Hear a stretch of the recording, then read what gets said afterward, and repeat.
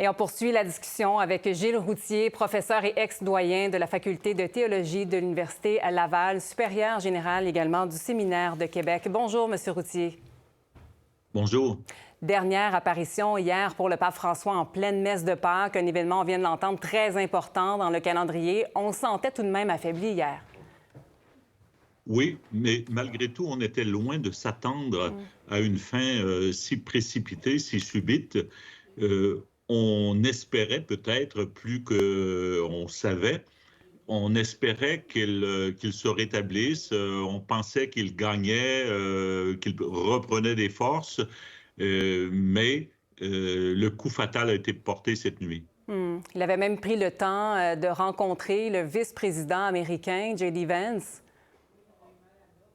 Oui, une rencontre étonnante en un sens, mais une rencontre quand même. Et c'est un homme de dialogue, par conséquent, même à toutes les personnes, même s'il pouvait avoir des désaccords et des désaccords profonds, il était prêt à la rencontre et à l'échange et au dialogue. L'a prouvé encore une fois hier. Revenons un peu ensemble sur son parcours. Premier pape jésuite, premier pape originaire du continent américain. Revenons en 2013. Comment est-ce que son élection avait été reçue? Bien, très bien reçu finalement. Généralement, on le connaissait assez peu. Et de toute manière, lors du conclave précédent, il avait été un des candidats importants. On sait ça par des confidences, mais ce n'était pas la première fois qu'il était regardé comme étant quelqu'un qui pouvait être pape et assumer ce rôle-là. Et il avait il s'était distingué parce que vous savez, il y a des congrégations générales avant d'entrer en conclave, des congrégations générales auxquelles participent tous les cardinaux. Et son intervention, qui a été publiée par la suite, avait été très marquante à ce moment-là. Et tout de suite, les regards s'étaient tournés vers lui. Oui, et à ce moment-là, il faut rappeler que c'était un contexte tout à fait particulier. Il succédait à Benoît XVI. Oui, Benoît XVI qui avait renoncé. Et puis, Benoît XVI qui avait laissé sur son bureau, ils se sont rencontrés après l'élection, qui avait laissé sur son bureau 3 dossiers qui disaient que des questions importantes que devait adresser le prochain pape. Selon vous, quel sera son legs? J'écoutais tout à l'heure les réactions des chefs d'État, des grands. Oui. Son legs principal, probablement, et il ne sera jamais entendu dans les déclarations, dans les tweets ou encore dans les prises de parole. Son legs, le principal, sera celui que les sans-voix aimeraient exprimer. Les pauvres, en particulier les migrants. Et il faut se souvenir que sa première sortie du Vatican a été pour aller rencontrer en Méditerranée les migrants sur l'île de Lampedusa. Oui, c'est vrai. Il s'est fait, d'une certaine manière, détester aussi bien en Europe qu'en Amérique du Nord ou ailleurs pour ses prises de position en faveur des migrants. Et il a été, de manière générale, à côté des sans-voix.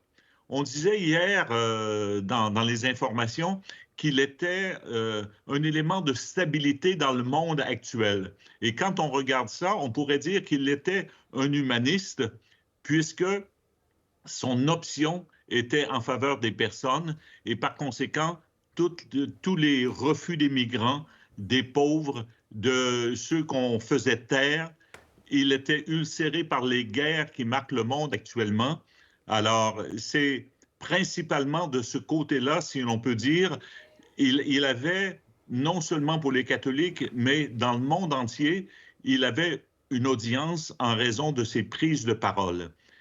Personne, et à propos de l'environnement également, personne n'était indifférent au pape François. Certains l'applaudissaient, d'autres n'aimaient pas ses prises de position, mais personne ne pouvait être indifférent. Sur le plan intérieur, sur le plan de l'Église catholique, il a essayé principalement de réformer la gouvernance de l'Église catholique. C'est ce qui va le caractériser. Oui, vous avez parlé de son tout premier voyage en tant que pape. On se rappelle aussi qu'il était venu au Canada en 2022. Le pape François, qui était venu donc en juillet, il était allé à la rencontre des peuples autochtones, avait même offert des excuses historiques aux peuples autochtones. Oui, un voyage qui n'avait pas été simple, qui avait été précédé à Rome par une rencontre avec les gens des Premières Nations, un voyage qui s'était préparé pendant de nombreuses années par des discussions, des dialogues, et dont les conséquences ou dont les suites ne sont pas terminées encore. Et un voyage où, encore là, certains, parmi les Premières Nations, euh, ont accueilli le pape, l'ont embrassé, lui ont remis la coiffe du grand chef, etc. D'autres ont été plus critiques, mais il a fait, et c'est au cœur de ce qu'il voulait, la réconciliation. Mm-hmm. On voit que les gens commencent à se rassembler à la Cité du Vatican sur les images qu'on peut voir en ce moment en direct. Expliquez-nous qu'est-ce qui va se passer durant les prochains jours. Alors, la première chose, les cardinaux sont appelés à se rendre à Rome dès qu'ils le peuvent. Aussitôt qu'ils arrivent, ils prêtent serment et à chaque jour, il y a des congrégations générales. C'est aux congrégations générales des cardinaux puisque tout est suspendu à Rome.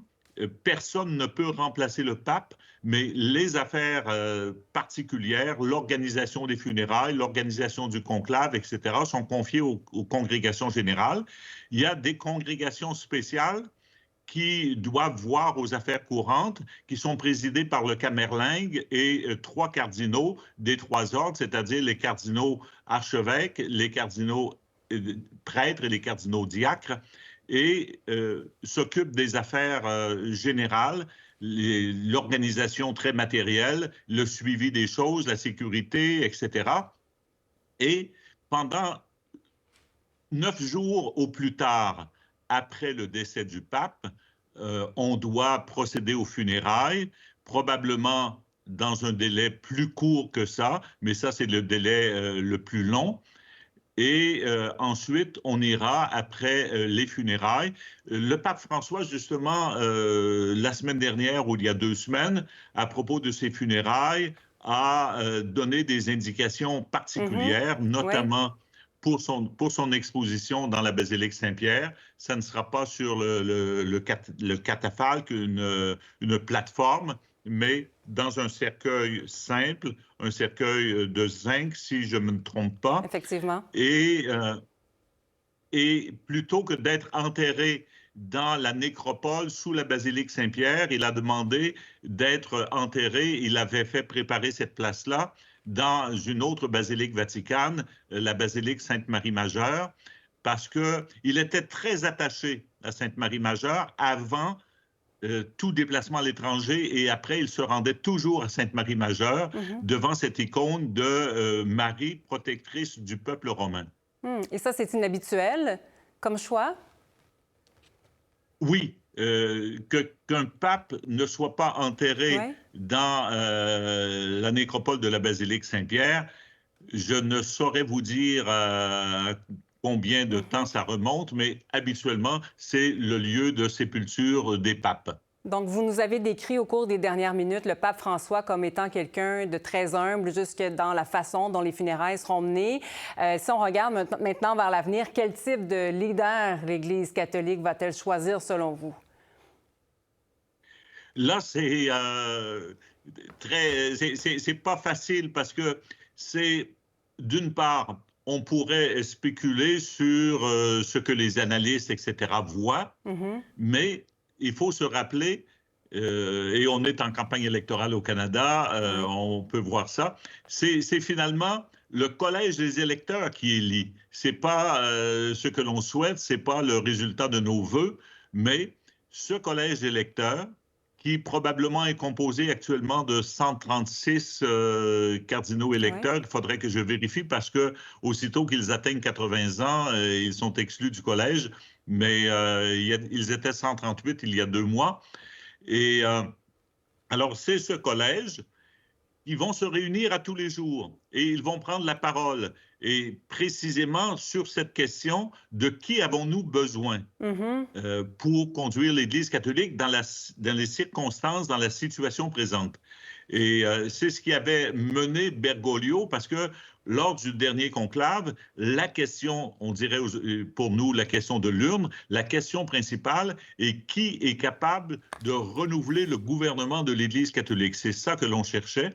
Aujourd'hui, on devra décider, est-ce qu'on va aller vers l'alternance ou encore dans la continuité des réformes qu'il a entreprises et qui ne sont pas terminées, mais ça sera véritablement là le débat probablement. Et selon vous, y a-t-il des cardinaux justement qui se démarquent pour prendre la suite du pape François à la tête de l'Église, dans le contexte géopolitique actuel en même temps?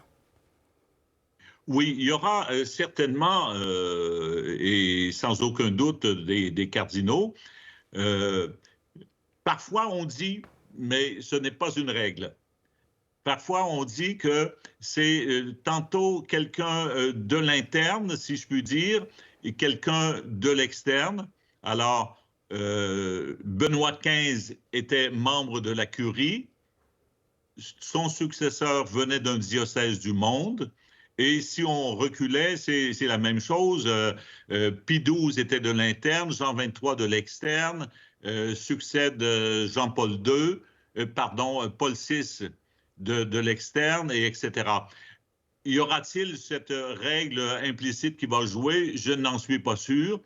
Parfois également, on regarde, et ça c'est nouveau, on dit on a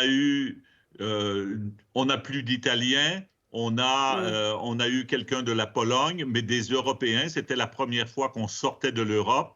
Alors la Pologne, l'Allemagne, et cette fois, et ensuite on est allé en Amérique du Sud, où on parle de l'Amérique. Certains diraient on va aller en Afrique, je n'en suis pas sûr, ou on va aller en Asie. C'est le continent qui a été privilégié par le pape François. Si on regarde le nombre d'électeurs, ils étaient une dizaine d'Asie lors du dernier conclave. Ils sont maintenant une trentaine. C'est le groupe qui a le plus progressé en termes de nombre d'électeurs. Oui. Mais je serais surpris qu'on aille vers l'Asie, mais ce n'est pas impossible. Pourquoi vous seriez surpris qu'on se dirige vers l'Asie? On a toujours, de toute manière, des surprises. Et lors du dernier conclave, on donnait parmi les candidats le cardinal Tagle, qui était de Manille, des Philippines.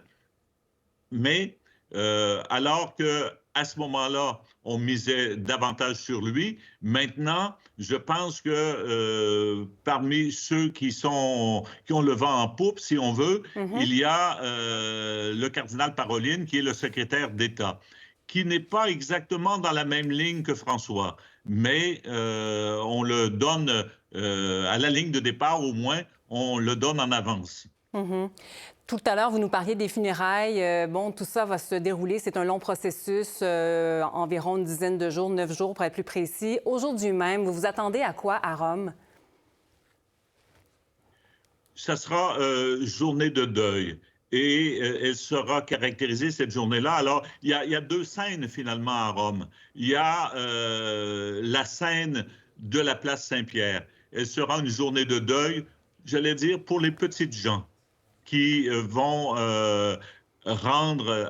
aller à Rome, bien qu'il ne sera pas vraisemblablement exposé aujourd'hui. Il est déjà plus de midi, midi 24 à Rome, mais manifestation de sympathie, surtout qu'il y a beaucoup de gens qui sont à Rome à l'occasion de Pâques. Ça, c'est la première scène. La scène, l'arrière-scène ou les coulisses, c'est l'organisation et les décisions qui seront prises. D'abord, l'arrivée des cardinaux.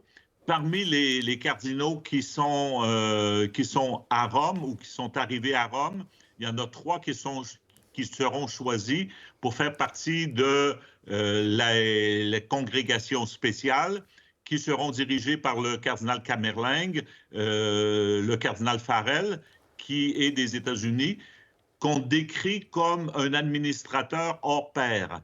Alors, c'est lui qui dirigera les congrégations spéciales. Et après 3 jours, on change l'équipe. Alors, on aura 3 nouveaux cardinaux, etc. Alors, aujourd'hui, à Rome, on va procéder ou on va prendre les décisions les plus urgentes pour l'exposition et pour les funérailles. On verra également à aménager le logement pour les cardinaux qui vont arriver, préparation du conclave, etc. Alors, c'est un programme chargé pour ceux qui sont dans les coulisses ou l'arrière-scène. Oui, un menu chargé, encore beaucoup de réactions, bien entendu, de discussions à avoir aujourd'hui. D'ailleurs, on aura l'occasion de vous retrouver un peu plus tard. Merci beaucoup pour vos lumières très tôt ce matin avec cette immense nouvelle qu'on a appris cette nuit, notre heure. Donc, 7h35, ça a été annoncé à Rome, au Vatican, le décès du pape François.